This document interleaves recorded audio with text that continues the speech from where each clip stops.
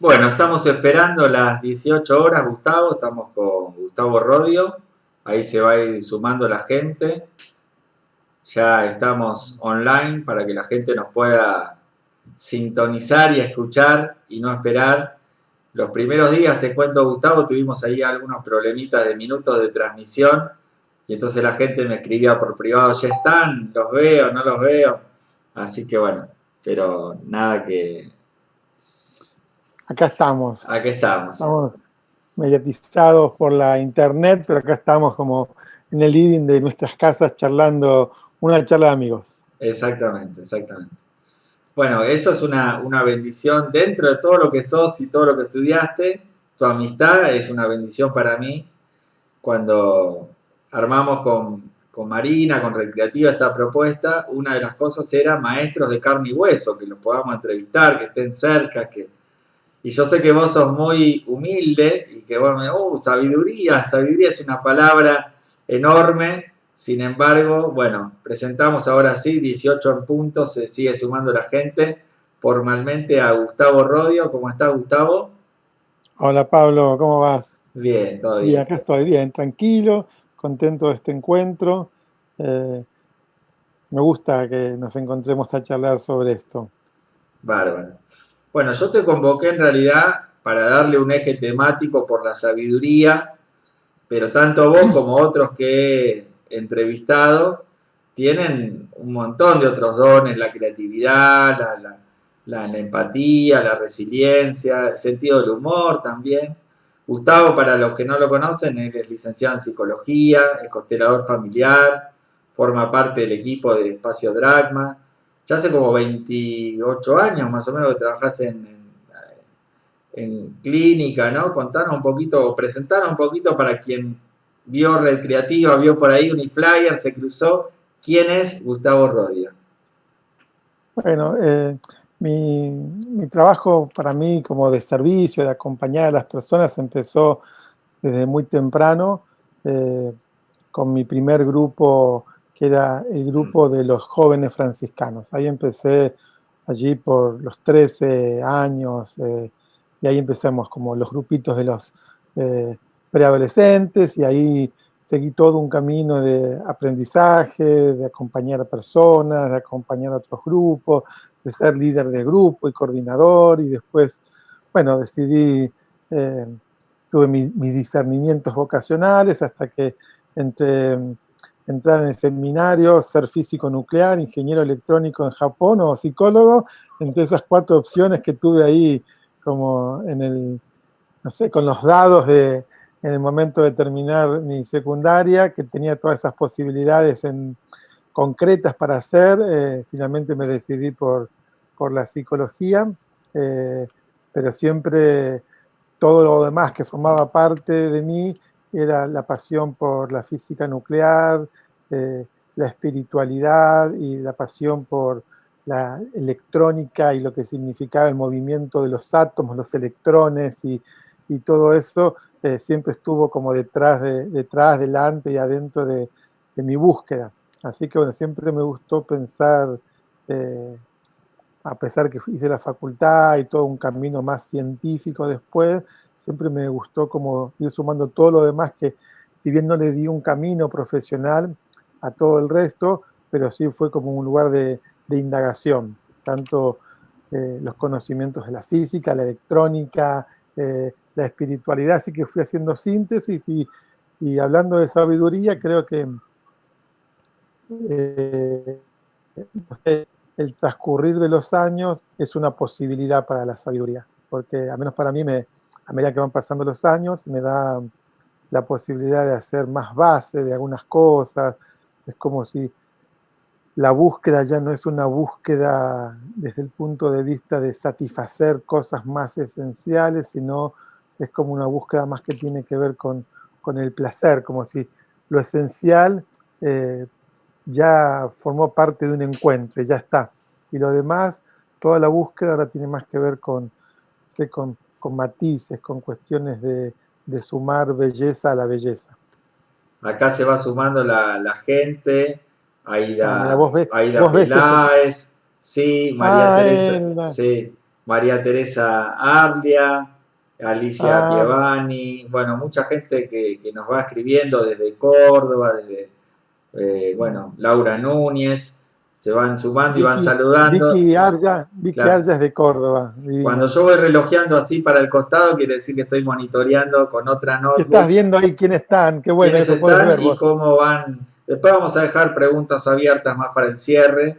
La idea es una charla aproximadamente entre 50 minutos, una hora, si da más o Ujú. menos, fuimos haciéndolo así, para que la gente sepa, pero es muy interesante esa elección, ¿no? Ese momento vocacional del final del secundario donde uno tiene que decidir ahí su vocación y vos hoy tenés internalizado, te decía fuera de aire, vamos a decir, o de estar online, este crisol desde la mediunidad, las constelaciones familiares, hasta lo más, digo, te doy un parlantito y vos lo sabés enchufar y sabés todo lo técnico. ¿Cómo integrás eso? Bueno, creo que eso fue parte de la sabiduría. Hay un nivel de la sabiduría que yo la llamaría inteligencia práctica. Eh, entonces, bueno, yo fui a un secundario técnico y durante toda la facultad trabajé haciendo, para sostenerme la facultad, trabajé haciendo trabajos técnicos, entonces iba uniendo, no sé, unas cosas con la otra, y a veces al principio de mi trabajo me dediqué mucho a instalación de centrales telefónicas, donde eran con miles de cables, y había que saber qué cablecito iba con cuál cablecito, y al mismo tiempo estudiaba Freud en la facultad, y no sé, se me armaban mapas de, no sé, de correlaciones, y pensaba, ¿cómo será cuando atiendo a un paciente? ¿Cómo será juntar justo el cable tal con el cable tal pensando en situaciones, sensaciones, no sé, como ya aún cuando todavía no estaba dedicado a la tarea como terapeuta, ya tenía imágenes. Y bueno, no sé, fueron como cosas que así lo fui uniendo. Y aún en mi trabajo como terapeuta, para mí también es muy importante algo de la sabiduría como inteligencia práctica. Eh, no me consideraría un terapeuta de los teóricos por excelencia o de los que lo importante es como construir solamente conocimiento. Digamos, si una persona no puede en su vida práctica encontrar vivir mejor, no le encontraría mucho sentido a mi tarea, digamos. Qué bueno lo que decís. Y ahora, nosotros entre amigos o más cercanos te cargamos como el gurú, te están llamando para muchas charlas, ¿no? De diferentes, les contamos que Gustavo estuvo dando una charla para la Fundación de Vivir Agradecidos, para Espacio Dragma, donde es parte del profesor. Digo, como, ¿qué ven en vos? O sea, que, que quizás vos no veas en vos mismo, ¿no? No sé. Lo tendrán que decir los otros, ¿no? Que ven en mí. Yo creo que como todo, el contexto y la coyuntura posibilitó muchas cosas. El hecho de tener un poco más de disponibilidad, de tiempo, también me posibilitó quizás estar disponible para esto, hacer estos encuentros, estas charlas, estos vivos, que aparte de algo que yo todo el tiempo me negaba, que no quería hacer, no me gusta, pero bueno, como otra parte de la sabiduría, que quizás también, y eso lo relaciono un poco con Hellinger, también se lo, escuché, lo leí en un libro de Hoyo, lo leí en muchas tradiciones espirituales, que otra parte de la sabiduría es saber cuándo hay un sí sagrado, que es el sí que abre las posibilidades. Entonces, en mi experiencia, muchas veces ese sí, que yo le llamo sagrado, el sí que abre puertas, viene después de una lucha interna, que era no, no, no, no, bueno, sí. Y bueno, ese sí dio que, bueno, que de golpe en estos 30 días, no sé, hice como 5 o 6 charlas de distintos temas y finalmente me parecen como divertidas, me gusta, me parece rico lo que pasa. Así que bueno, parece que hay que animarse o me tengo que animar más a decir sí a otras cosas. Buenísimo. Tengo una consulta. Bueno, vos sos especialista y tenés varios talleres armados y fuiste profundizando todo el tema del duelo, ¿no? El duelo, el Ujú. trauma. Y ahora estamos viviendo un momento mundial de pandemia donde hay muchos duelos. Eh, Vamos a ahondar un poquito también por ahí, ¿no? Como la sabiduría de cómo atravesar algo que, bueno, la muerte, que es lo que nos va a tocar a todos, no sabemos cuándo, cómo se vive ahora. Inclusive desde lo psicológico, ¿no? Un tiempo vital de cuarentena, de pandemia, donde más allá de que algunos estamos viviéndola en forma distinta, digo, hay más angustia, hay más ansiedad. ¿Cómo lo ves vos? ¿En el consultorio o tu cosmovisión, no? Bueno, creo que para mí también parte de la sabiduría lo conectaría con lo que es la impermanencia de, de la, de la presencia de un ser humano o lo que está ligado por las leyes de la materia, ¿no? Entonces todo lo que está ligado por las leyes de la materia es impermanente. Tiene un tiempo, eh, un desarrollo y un fin. Entonces, eh, y hay otras cosas que son permanentes, que para mí son las que no están ligadas a las leyes de la materia, sino las podría llamar las que están ligadas a las leyes del espíritu. Eso es permanente, no, no tiene ni principio ni fin, es presencia. Y la presencia, a menos desde mi punto de vista, lo que yo aprendí, con lo que me siento afín, no tiene ni principio ni fin, sino que es presencia. Entonces, los duelos están ligados a la materia, porque está ligado a todo aquello a lo cual nos apegamos y nos construimos a través de vínculos de apego, ya sea apegos a las ideas, apego a las personas, apego a las circunstancias. Y, y el apego, digamos, y acá cuando hablo de apego, porque las palabras siempre tienen mucho que ver con el contexto en el cual se dicen, porque cuando ahora hablo de apego, me refiero como la conexión necesaria y vital para que algo se una.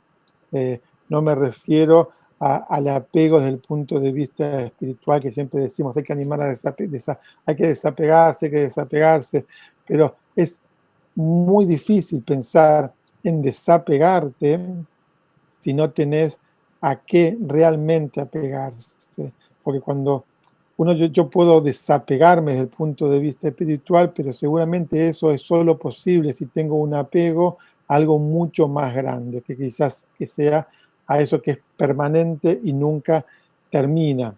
Pero cuando hablo de apegos ahora, y por eso hablo de duelos, son las cosas necesarias con las cuales me vinculo, que son los que me dan identidad, me dan presencia, alimentan mi vida cotidiana. Entonces me voy apegando, voy entrando en una relación con una idea, con un concepto, con las personas, con los afectos, con mi casa, con mis seres queridos, con mis mascotas. Y cuando algo de eso se pierde, por las razones que fuera, porque también hay un concepto un poco como a veces confuso en relación al duelo, que parece que el duelo es por las cosas que nos suceden, pero también hay duelos por las cosas que elegimos.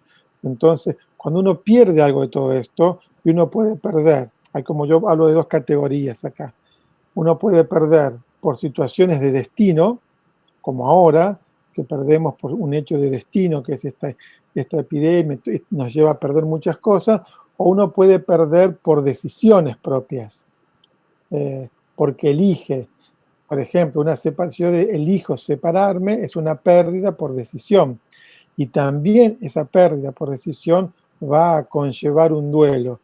En términos de los duelos, parece que los duelos por destino son mejor aceptados que los duelos por decisión, porque cuando uno está en un duelo por una decisión, es como si de afuera te dicen, bueno, no sé cómo se dice, eh, perro con no, hay un dicho que se dice que no me sale como, bueno, si vos te lo buscaste, no te quejes, ¿no? No me sale ahora el dicho popular que se Sí, dice, como usa gusto mucho por eso. sarna no pica o algo así. Eso, exacto, exacto, eso quería decir, ¿no? Entonces, pero a veces uno tiene que atravesar un duelo por una decisión, eh, y también tiene que legitimar ese proceso del duelo, porque también, aunque haya elegido, también pierde algo de esa relación con eso. Entonces, en este contexto, hay muchos duelos que van a darse por situaciones que no elegimos y otras por situaciones que elegimos, porque en este proceso muchas personas estamos reflexionando qué es realmente importante y qué no es importante, qué queremos poner como en el top de la lista y qué podemos poner al final de la lista. Y quizás estamos usando algo de nuestra sabiduría en este proceso de introspección, de estar tocados por otros niveles de estímulo. Entonces, sabiduría, decisiones, procesos de duelo van bastante unidos, ¿no? Entonces, una persona cuanto más sabia es, va a poder vivir su proceso del duelo como con mayor, siendo más genuino, con mayor, tomando mucho más ese proceso, no queriendo que termine, sabiendo que ese proceso tiene un sentido. Eh, y el sentido de todo proceso de duelo es crear una nueva identidad.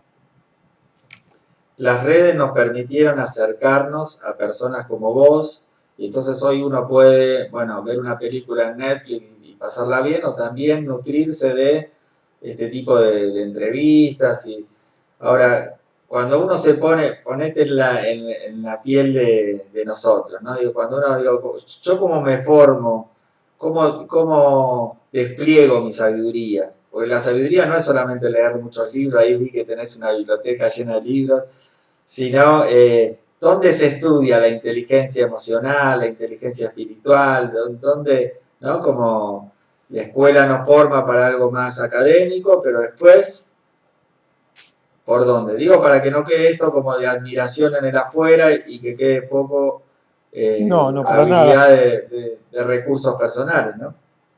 Ese es un nivel de la sabiduría, que es la sabiduría que podríamos llamar la que se evalúa como cuáles son las capacidades cognitivas de una persona en resolver, que sería la inteligencia ejecutiva.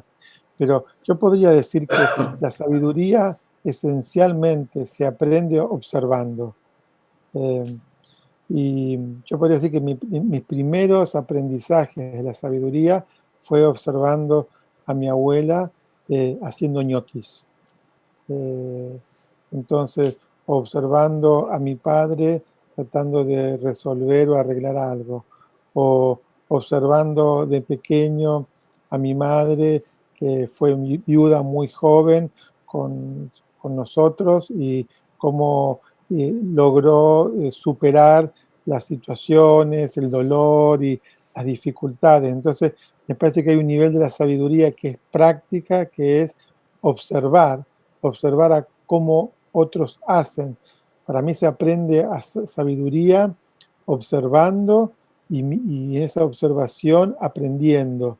Eh, yo recuerdo, tendría, no sé, 14 años, más o menos, sí, creo que 14 años. Eh, teníamos un perro, un ovejero alemán, 14 o 15 años, sí, más o menos. Y ya mi padre había fallecido y vivíamos en una, somos de familia italiana, vivíamos en esas típicas casas donde adelante vive una familia, atrás vive otra familia, atrás vivía mi abuela estaba internada, y vi cómo nuestro perro, que era el perro de la familia de muchos años, empezó a tener una conducta que no había tenido nunca, que fue empezar a girar alrededor de la cama de la abuela. Y yo entendía que algo estaba pasando, pero no sabía qué pasaba, hasta que dio vuelta, dio vuelta, dio vuelta y se acostó a los pies de la cama. En ese momento sentí que algo pasaba entre el perro y la abuela. Tenía 15 años, no tenía la capacidad de palabras que quizás puedo tener hoy, pero ah, después de ese gesto de nuestro perro, se llamaba Oso, eh, al rato llamaron del sanatorio que la abuela había fallecido.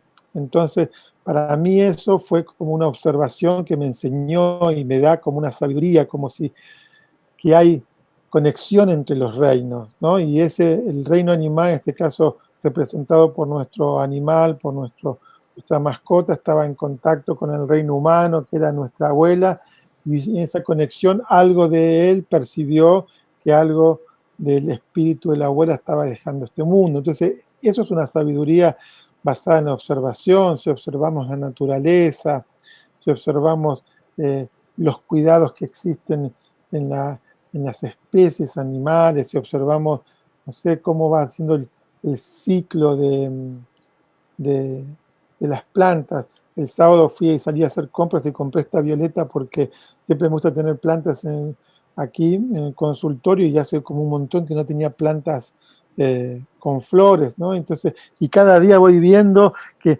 empieza a salir un pequeño capullito. Para mí esa observación es sabiduría.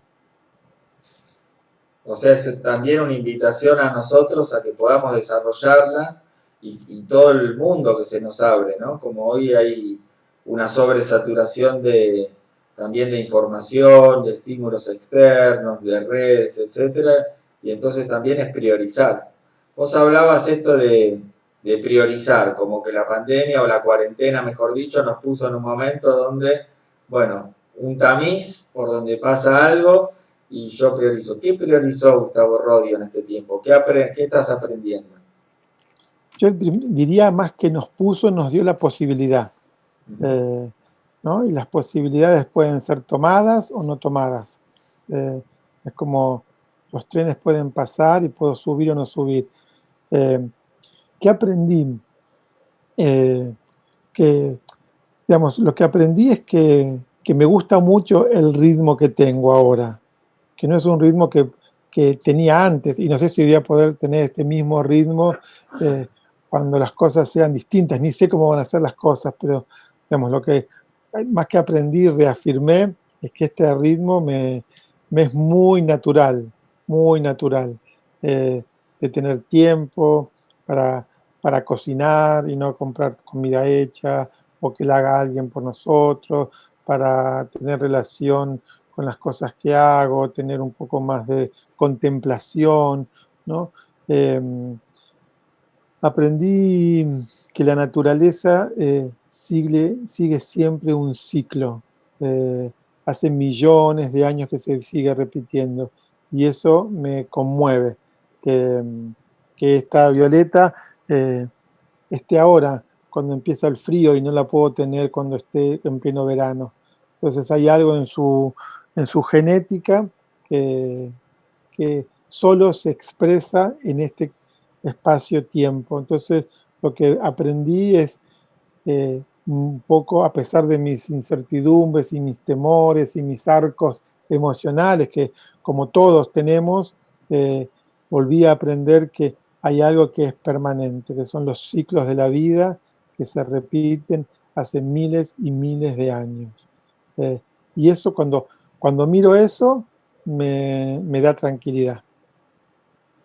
Genial. Gustavo, ¿y cómo es ahora estás atendiendo en consultorio? Porque hubo una adaptación también a lo virtual, ¿no? Esto de cómo adaptar en algún punto, depende a lo que uno se dedique, cómo estar cerca, en tu caso, de los pacientes o de otros trabajos, las constelaciones. Contame cómo fue esa adaptación. Bueno, es todo un desafío, digamos.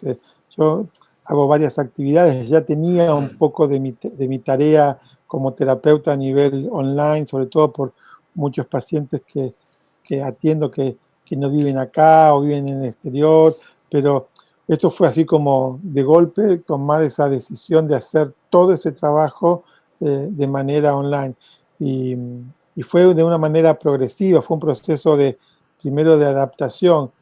Lo primero que me pasó fue que tanto para Dragma, que empezábamos los módulos, justo empezaba un módulo que había que hacerlo de manera remota, online, y bueno, era todo un desafío porque nunca lo habíamos hecho.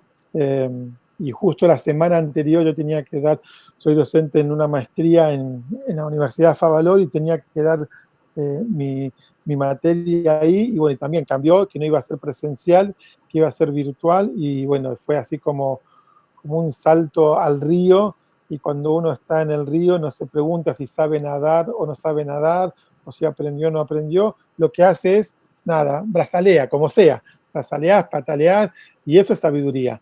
No, tenía una maestra que me decía, en el momento del examen no se estudia, se dice lo que se sabe.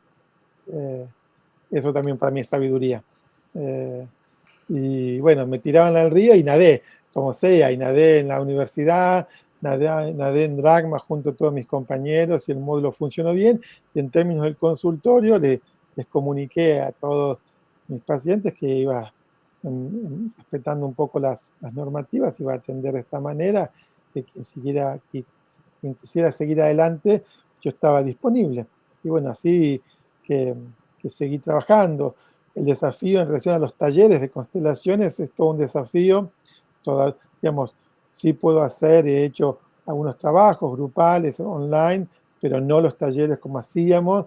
Y bueno, es un tema que estamos viendo si cómo se haría, de qué manera, si tiene sentido, si no tiene sentido, si eh, usamos la herramienta de lo virtual para todo, lo usamos para lo que realmente cada uno considera que es valioso, pero por ahora estamos ahí adaptándonos y lo que también experimenté, porque también me pasó a mí, como eh, estuve muy cerca de muchas personas y muchas personas estuvieron muy cerca mío a través de este medio, y si bien es como, puede sonar raro y es raro, pero la presencia se siente. Si alguien está ahí para uno. Así que yo estoy. Eh, Así que solo nos separa un clic ahora. Antes decíamos, estábamos separados solo en la distancia de un pensamiento, ahora solo de un clic. Tal cual, tal cual. Hablando de eso, escribe, por ejemplo, Eva Infantino, dice, me parece Eva, maravillosa la simpleza de su sabiduría, me enriquece. Leticia Pedroche también, me acuerdo tanto de esa vivencia que compartiste en un texto de hace muchos años. Eh, Creo que ella hace referencia a la del perro y tu abuela. Patricia sí. Porta dice, excelente propuesta con gran calidad humana y profesional. Bueno, mucha gente que va acompañándonos y escribiendo. Contanos para quien no conoce qué son, para qué sirven las constelaciones familiares. ¿No? Porque uno dice, bueno, Gustavo es terapeuta, alguna vez hicimos terapia, ahí si bien hay diferentes tipos de terapias, si querés también podés compartirnos qué tipo de terapia estás haciendo vos o ofreciendo vos para acompañar, pero ¿qué son las constelaciones? ¿Para qué sirve? ¿Uno qué debería hacer? Yo creo que las constelaciones familiares nos posibilita, para mí, esencialmente ampliar la mirada. Creo que Hellinger, que fue el creador de este método, posibilitó darle una nueva mirada o ampliar miradas que ya existían porque él se nutrió de otras miradas. Entonces, las constelaciones nos posibilitan ampliar la mirada. Cuando uno amplía la mirada, lo que eso ayuda es que posiblemente pongas un poco también en juego tus sistemas de creencias, tu mirada de cómo percibís algunas cosas y esencialmente cómo creas, eh, cómo creas futuro. Para mí las constelaciones, si bien tienen bastante que ver con sanar cuestiones que tienen que ver con el pasado o con lo que quedó trabado o con lo que quedó detenido, lo que quedó congelado o las correlaciones llamadas implicancias, creo que las constelaciones, lo podría decir entre comillas, voy a tener como muchas quizás voces que digan, ¿cómo vas a decir eso? Pero bueno, me sale decirlo así, para mí es como un ritual moderno eh, para, para sanar de una manera que no sea, que no tenga tanto rechazo. Eh, digamos, no nos tenemos que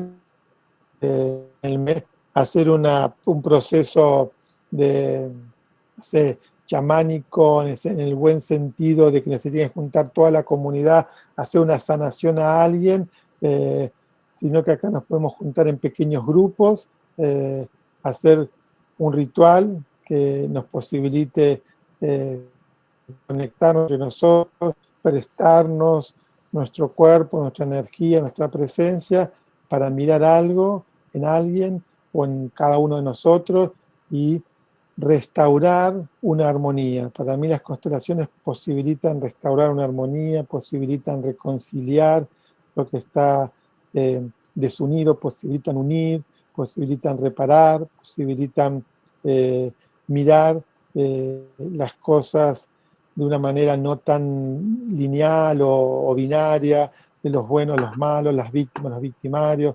Para mí es como, positan siempre como una tercera posición, cuarta posición, quinta posición de cómo unimos lo que en un nivel sería imposible de unir. Para mí es eso, es como una herramienta maravillosa que posibilita unir y mirar lo que quizás en un nivel sería imposible de hacer. Ahí no sé por qué bajó, como dice Gustavo, tiene como el ancho de banda baja, se veía un poquito trabado. Ahí se achicó la imagen, creo que lo hace el mismo Zoom cuando hay como falta de conectividad. Ahí creo que está un poquito mejor, ahí lo vamos a probar. Ahí está, ahí volvió a ¿Sí? estar mejor, sí. Bueno. También es una invitación a poder participar, ¿no? De los talleres, de las... También hay constelaciones individuales, vos estás haciendo algunas constelaciones individuales online, contanos un poquito de eso. Digamos, las constelaciones como método, claramente, a mí es una posibilidad de mirar algo que de otra manera no lo podríamos mirar y eso se puede hacer eh, claramente, se puede hacer en un trabajo individual, se puede hacer online, también se puede hacer en grupo y trabajar con una constelación o con un tema y que todo el grupo pueda resonar, porque todos tenemos resonancias con temas. Esto que nos pasa ahora, atravesar una pandemia, quizás ninguno de nosotros, de nuestra generación, pasó por algo así, pero posiblemente nuestros ancestros hayan pasado. Entonces se activan memorias de escasez, memorias de riesgo, memorias de muchos tipos. Entonces uno puede trabajar claramente en un taller, aunque sea online, con temáticas y para eso hace falta, digamos, no sé, como mucha disposición, mucho respeto, porque hay normas que también organizan, ¿no? Entonces cuando uno está en un grupo presencial hay ciertos códigos que son muy importantes y cuando uno está en forma virtual también es importante, ¿no? Cómo es la presencia, cómo es el compromiso de estar. A veces la virtualidad hace que uno no esté, pero también esté haciendo otras cosas mientras está con la pantalla. Entonces, trabajar por ejemplo, en un taller de manera remota, virtual, online, requiere como mucho compromiso, mucha presencia y claramente que lo podemos hacer, sí que lo podemos hacer. Desde Espacio Dragma, que es este centro donde hay constelaciones familiares, formaciones, astrología, Gestalt y un montón de cosas, propusieron ahora para estos tiempos de pandemia un espacio de escucha y contención. Vos sos parte del equipo, ¿cómo Sí. lo pensaron? ¿A quién va dirigido? ¿Cómo es ese espacio? Como, como creo que también como parte de la sabiduría es también, me parece que tener la capacidad de discernir o detectar dónde, dónde hay necesidades y qué se puede hacer frente a esas necesidades. Entonces, como parte del equipo de Espacio Dragma, pensamos qué podríamos ofrecer, cuál es nuestro mayor don que tenemos. Y bueno, creo que nuestro mayor don que tenemos porque los estamos formando, porque nuestros alumnos se forman en constelaciones y el arte de poder hacer una constelación es saber escuchar. Entonces decidimos armar un equipo de escucha y contención, que es una línea telefónica gratuita, que funciona los 7 días de la semana, aproximadamente de 7 a 21 horas. Entonces decidimos armar eso para que todas las personas que sientan en este momento de confinamiento, de estar un poco adentro de sus casas, están solos, lo que fuera, que tengan un espacio si necesitan hablar con alguien. No es un proceso terapéutico, no es un proceso de acompañamiento, sino que es la disposición a escuchar lo que alguien necesite compartir. Y esto está publicado en todas nuestras redes, en todos nuestros espacios de, digamos, de comunicación y en la página de Espacio Dragma, en el Facebook de Espacio Dragma, en el Instagram de Espacio Dragma, tenemos esa propuesta, esa invitación de un espacio de contención y escucha abierto a la comunidad y gratuito para acompañar en este momento, que son momentos donde quizás los lazos de solidaridad se tienen que expandir un poco más y todos necesitamos un poco de todos. Para los que no sepan, hay todos los teléfonos y los horarios en este rango horario que vos decías, están en www.espaciodragma.com.ar/escucha. Si se meten ahí ya Exacto. directamente, después lo voy a anotar en los comentarios como para si alguien necesita o también para compartirlo, ¿no? Ayer justamente hablando con la directora nos decía de generar red, ella tiene una conciencia, ella y el equipo, una conciencia de generar red con otras asociaciones civiles o fundaciones que no tengan este soporte o este talento, como vos decías, que tiene el equipo y que sí lo puedan derivar a este servicio que ya está online. Hablando de la inteligencia emocional, hay un término que se escucha mucho ahora, viste que hay como términos que se van como acuñando y que uno los va tomando como el granito de arena, la zona de confort y cosas que uno los va tomando casi como que lo siente así, pero que alguien lo dijo por primera vez, y una es la gestión de las emociones. ¿Qué pensás vos? O sea, las emociones se pueden controlar, las emociones nos controlan a nosotros. ¿Cómo sería eso de la Yo gestión creo de que las es una manera emociones? creo que es una manera de poner en el lenguaje algo un poco más blando. Digamos, antes hablábamos del control de las emociones, y como sabemos que no se pueden controlar, entonces hablamos de gestionarlas. Eh, y gestionarlas, bueno, no sé, el término gestión o gestionar, no sé de dónde viene originalmente acuñado, pero no sé si las emociones se pueden gestionar en el término estricto de lo que sería gestionar. Creo que las emociones, primero hay que poder reconocerlas, vivirlas, hacerles espacio y entender cuál es la sabiduría de esas emociones. Eh, Porque cada emoción tiene una sabiduría. La sabiduría de esa emoción significa que es el modo en el cual nuestro sistema emocional encuentra un equilibrio de algo. A través de una emoción hay algo que se está tratando de equilibrar. Y a veces no es de la manera más orgánica, pero es la forma que el sistema encuentra. Entonces, eh, el término, no sé, como el primero que acuñó, a menos aquí en Argentina, el término la sabiduría de las emociones fue el doctor Norberto Levi, que él desarrolló todo un sistema que se basa en el diálogo interior. Entonces, para entrar en, digamos, yo quizás más que llamar gestionar las emociones, a mí me gusta más pensar cómo entrar en diálogo con las emociones. Porque en el diálogo, eh, para que haya diálogo hay que soltar las pretensiones. Eh, y si hay diálogo, hay encuentro. Entonces, en la gestión, en la palabra gestión todavía para mí hay como un resabio de poder sobre algo. En el diálogo me siento como es algo más llano. En el diálogo estamos los dos sentados como en el mismo nivel, dialoguemos. En la gestión es como alguien gestiona sobre otro. Entonces, gestionar sobre las emociones me parece creer todavía que podemos tener un cierto poder sobre ese campo. Y yo me gusta más pensar cómo dialogar con las emociones, qué mensaje tienen, de embajadoras de qué son, aunque se muestren como se muestren, qué están trayendo, por eso, que son portavoces de qué son esas emociones, ¿no? En realidad uno quiere salir como rápido cuando vive una situación de incertidumbre, de angustia, de dolor, de rabia, de envidia, uno como se resiste a eso y quiere salir rápido para alguna situación más placentera. Pero bueno, ahí nos estaríamos perdiendo todo esto que vos decís del sentido, de la observación, del para qué, ¿no? De esa emoción.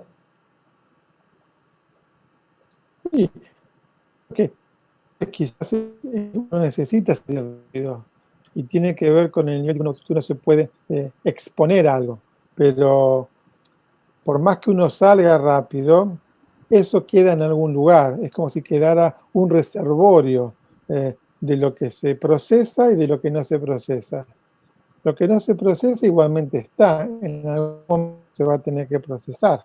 Entonces, por ver que tenemos reservorios de cosas que dejamos pendientes porque necesitamos salir rápido por lo que fuera. Eso se ve muchas veces, como alguien a veces en situaciones muy críticas mantiene un estado de mucho equilibrio, de mucha salud, y después cuando pasó todo, la persona se enferma. Es como si en su momento pudo poner de lado algo, pero después cuando ya no hay más riesgo, no hay más tensión, no hay más peligro, es como si alguien se relaja y puede expresar, no sé, algo que quedó guardado. Entonces, todo es un equilibrio y creo que poder mirar y observar ese equilibrio nos permite entrar en diálogo con nuestra naturaleza, de luces, de sombras, de aquello que nos gusta, de aquello que no nos gusta, de aquello que son nuestras zonas de confort y de aquellos que no son nuestras zonas de confort. Hay ciertos términos que pensar que cuando se dice no hay que salir de la zona de confort, bueno, hay zonas de confort que son muy necesarias y otras que son muy enajenantes. Hay Ahí zonas de tenemos el confort que título de la ayudan a nota, te la crecer. digo. Viste que... ¿Cuál es el Y el título? título de la nota es Gustavo Rodio, dos puntos, comillas, no necesariamente hay que salir de la zona de confort, hay zonas de confort que son muy necesarias. ¿O no? Para, para mí, sin lugar a duda. Y hay zonas de confort que son enajenantes, que son como anestesiantes, pero sin, es como decir, sin un mínimo confort no se puede crecer. Es como decir, sin necesidades básicas cubiertas no podés crecer. Eh, Sin una buena alimentación, tu capacidad de desarrollo intelectual va a ser muy pobre. Entonces, me parece que a veces como poner muy por encima las ideas, como no la zona de confort. Queremos confort para todos, el confort necesario de la igualdad necesaria, de las necesidades básicas cubiertas para todos, y después veamos de qué otras zonas de confort nos tenemos que mover. Pero hay zonas de confort que son para mí indispensables, para todos. Súper interesante. Acá algunos preguntan si esta charla se va a grabar. Te cuento y les cuento que sí, que esto va a quedar en el mismo Facebook que lo están viendo y también después lo vamos a subir al canal de YouTube. Así que lo van a poder ver después, aquellos que lo quieran volver a ver, que quieran resaltar alguna parte o quieran compartírselo a alguien, lo van a poder hacer. Preguntaba a Dora Santos, ahí le dimos respuesta. Y también vamos a abrir ahora a preguntas, si hay alguien que nos está escuchando, ahí somos unos 52 que te están escuchando. Si quieren escribir, yo lo leo y te lo pregunto. Pero vos, mientras Sí. tanto, Yo así no hacemos lo que silencio, sí. abriste como una puerta a todo lo que tiene que ver con, bueno, una zona de confort común, ¿no? Como garanticemos las necesidades básicas y cómo la pandemia también aumentó esta necesidad de solidaridad, de empatía, de muchos que le están pasando realmente muy mal en este tiempo. ¿Cómo ves vos esa línea de la solidaridad, de la empatía, que también está vinculado en algún punto con la sabiduría, ¿no? Bueno, yo creo que como ayer Carlitos hablaba un poco de Leonardo Bosch, de la teología de la liberación, y creo que eh, él desarrolló todo un trabajo que se llama la ética del cuidado, y dentro de todos los puntos que él describe como importantes en esto es como que haya, no me acuerdo exactamente los términos que los pone, pero es como que el alimento tiene que ser un derecho para todos los seres humanos de igual forma. Eh, entonces, me parece que, eh, digamos, creo que las diferencias van a existir, pero que existan diferencias no puede eso conllevar de que existan carencias.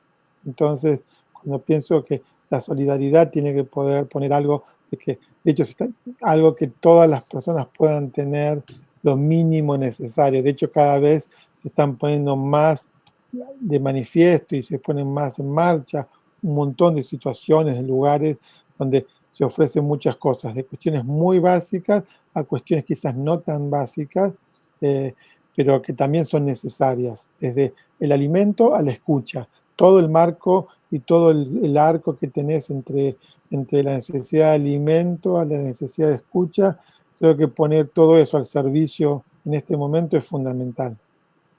¿Y cómo deberíamos, si tuviésemos que organizar el día pensando solamente que el éxito sea nuestra salud psíquica? ¿No? O sea, bueno, yo me tengo que organizar, no puedo salir para cosas solamente esenciales como comprar alimentos o ir a la farmacia o algún permiso que tenga si trabajo en algún área de salud, etcétera. ¿Cuál sería, siempre pensándolo, no de el éxito para afuera o el éxito laboral, sino lo saludable, y lo saludable desde lo psíquico? ¿Cuál sería esa estructura o qué deberíamos tener en cuenta o presente? Eh, yo no sé, digamos, qué tendríamos que tener, digamos, porque no sabría cómo es para cada uno. Podría decir las cosas que para mí son significativas y me hacen sentido, ¿no? Para mí lo que me hace sentido es como lo que yo considero que me nutre, nutrirme de lo que considero que me nutre. Entonces, si preguntarte qué te nutre, cuál es tu verdadera fuente de nutrición, eh, y si sentís que no tenés, lo más importante en este momento es que indagues cuál puede ser tu fuente verdadera de nutrición. Para mí esto es, digamos, y ahora no me refiero al alimento físico, Sí, claro. ¿sí? Me refiero a lo que me nutre a mí intelectual o espiritualmente. Entonces, lo que a mí me nutre espiritualmente, para mí cada día tengo un tiempo para eso, porque eso es lo que sostiene mi día. Eh, y después, con lo que cada uno siente que tiene que hacer durante su día, pero para mí eso sería lo primero, es ir a lo que te nutre, nutrirte de algo de eso que te nutre y que después tus acciones que se, que se den o que realices durante el día estén de alguna manera sostenidas, nutridas o alimentadas o iluminadas por eso que te nutrió. Eh, para mí eso es como muy importante. Entonces yo, para mí, todas las mañanas algo vinculado a lo que me nutre eh, hago. Tomo, leo, miro, escucho y eso le da un poco el tono de lo que voy haciendo durante el día. Y a veces cuando eso no lo hago, que son pocas, casi te diría que muy pocas veces no hago eso, eh, me falta, porque es como lo que sostiene, es como la columna que sostiene las acciones del día. Esto estaría vinculado también con la observación que vos decías antes, porque si yo no sé qué me nutre, quizás lo que necesito es tener una percepción, una observación distintiva para poder identificarlo, ¿sería así? Exacto, o mirar qué nutre a otros, y quizás hay un primer nivel del aprendizaje que es por imitación. Entonces, los niños aprenden por imitación. Entonces, también puedo hacerlo por imitación. Y digo, ¿qué nutre a esta persona? A ver, y quizás pruebo, y si a veces eso me nutre a mí o no. Muchas veces eh, hay cosas que uno las aprende por imitar a otros y después encuentra el propio camino. Entonces, si uno no sabe por dónde, puede seguir los pasos de otro, hasta que entras en una marcha y empezás a reconocer tus propios pasos. Eh, y en relación a eso no quería dejar como de decir algo en relación a la sabiduría, que es un poco el tema que nos toca. También hay un nivel de la sabiduría como virtud espiritual, ¿no? Hay un texto del año entre el 80 y el 50 antes de Cristo, el libro de la sabiduría del rey Salomón, donde hay una descripción de la sabiduría que es muy, muy exquisita, ¿no? Ahí se Además, entrecortó un poquito que su primer, ahí, ahí estamos, Ahí estamos justito, justito, pero te estamos escuchando. estamos, estamos, Dale, dale, te estamos escuchando. Belén Berrenchea dice, Gustavo, contanos, ¿qué te nutre a vos?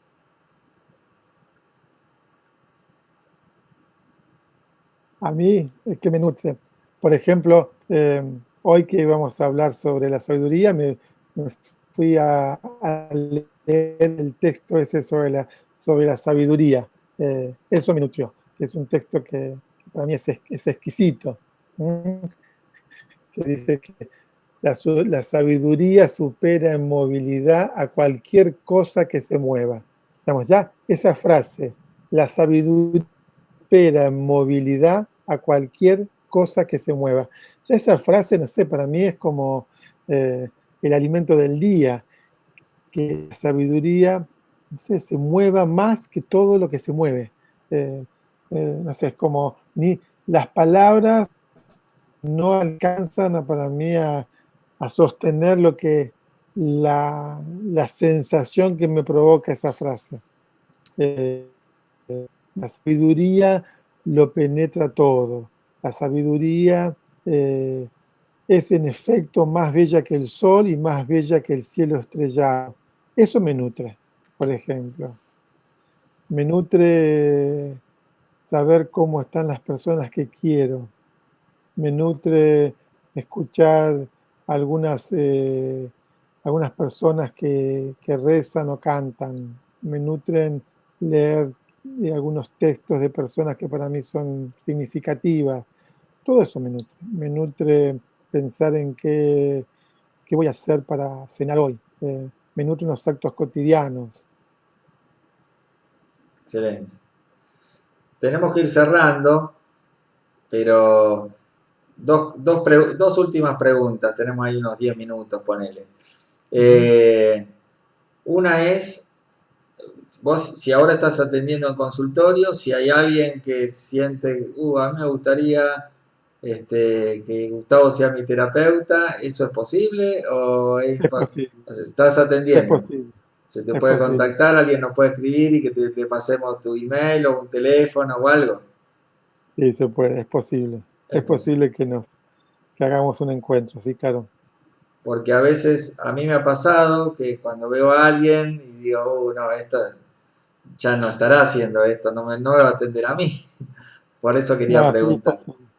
Es posible, Bueno, es cierto, hay muchas personas que quizás ya no se dedican más a la asistencia y se dedican más a como a la docencia u otras cosas, no, pero para mí sí, es parte de lo que me nutre también es sostener los espacios de acompañamiento a las personas. Eso me nutre, forma parte de al menos hasta ahora, desde muy pequeño hasta ahora, es lo que le da mucho sentido a mi vida cotidiana, poder estar eh, disponible y presente para acompañar a otros en sus necesidades y sus procesos.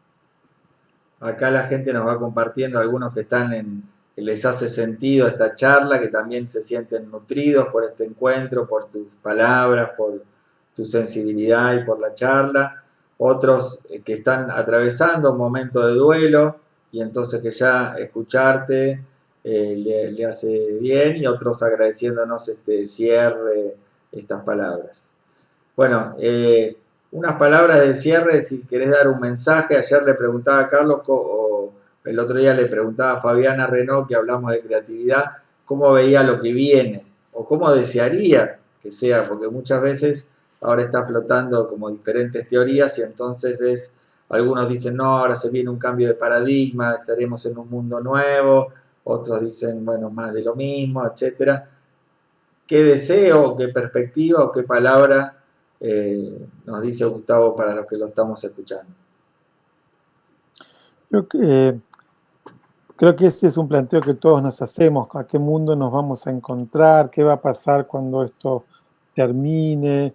Y a veces es como, por un lado, es difícil porque queremos que algo termine cuando recién estamos en el medio, ¿no? Entonces, yo creo que lo primero es como eh, mirar, sí, que esto va a tener un fin, porque esto va a tener un fin, pero también saber que no estemos todo el tiempo mirando cuándo va a ser el fin, sino que ahora estamos eh, viviendo lo que estamos viviendo y cuál sería nuestra capacidad, nuestra capacidad o cuál sería nuestro valor para poner en esto que ahora estoy viviendo. Entonces eso en cuanto a, yo creo que, porque puede ser que cuando esto termine yo no esté más, puede ser que no esté más.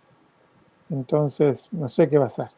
Eh, y porque soy tan vulnerable como todos, entonces, digamos, pero aunque yo no esté más, sé la semilla que yo quiero dejar.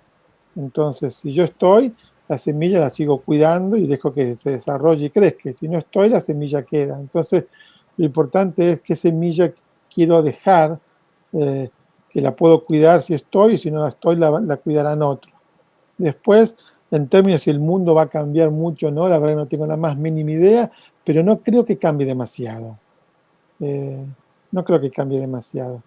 Eh, Pasamos por situaciones como humanidad como muy, muy significativas, eh, y más o menos seguimos siendo más o menos los mismos, eh, teniendo la potencialidad y la libertad de elegir, eh, en el mejor de los casos, cómo queremos ser, cómo queremos responder, si expresamos nuestra naturaleza espiritual o no la expresamos, si expresamos nuestra calidez, nuestra ternura o no. Entonces, creo que eso no es muy distinto. El viejo paradigma, todo eso también existe. Creo que quizás lo que tenemos es hechos que nos ponen de manifiesto que es posible como desplegar otras cuestiones, pero no sé si la vamos a desplegar, no sé si la humanidad la desplegará. Quizás sí, quizás no. Tenemos la oportunidad de hacerlo. Eh, Ojalá lo hagamos y ojalá eso nos dé buenos frutos, pero también puede ser que no, que todo esto pase y como cualquier vez hecho difícil que uno en la vida pasó, pasó y pasó. Hay mucha gente que le pasaron muchas cosas y nunca cambió nada en su vida.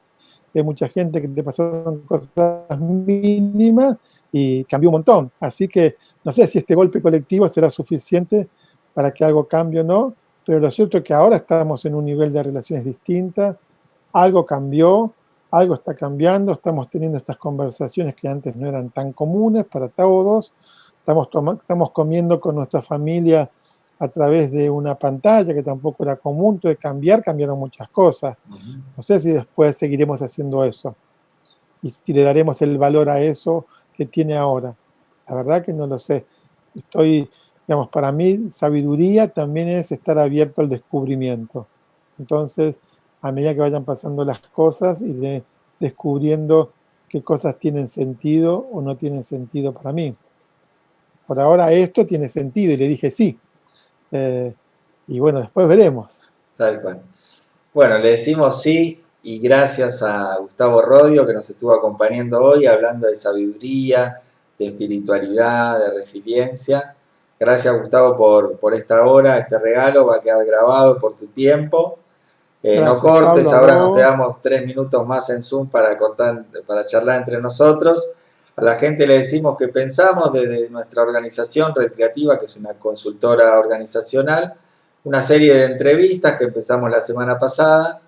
Hoy es la séptima entrevista y nos quedan 3 más. Mañana los esperamos con Martín, que vamos a estar hablando del humor, tan importante el sentido del humor para atravesar también estos tiempos. Después vamos a estar con María Imaretti hablando de la empatía y vamos a cerrar este ciclo de 2 semanas. Después no sabemos si seguiremos o no. Que la gente nos diga si quiere seguir, que sigamos convocando a otras personas y también con otros temas. Vamos a cerrar con Julieta Rodríguez hablando de la resiliencia. Así que bueno, formalmente, gracias por tu tiempo. Gracias, gracias Pablo, gracias a todos los que estuvieron ahí escuchando, que aunque no los vea, sé que están ahí, que agradezco la presencia, que sigan estos encuentros, el afecto que tienen, el cariño, así que bueno, muchas gracias porque eso también me alimenta. Muy bien, bueno, los esperamos mañana entonces 18 horas acá por este mismo canal de Red Creativa FAM.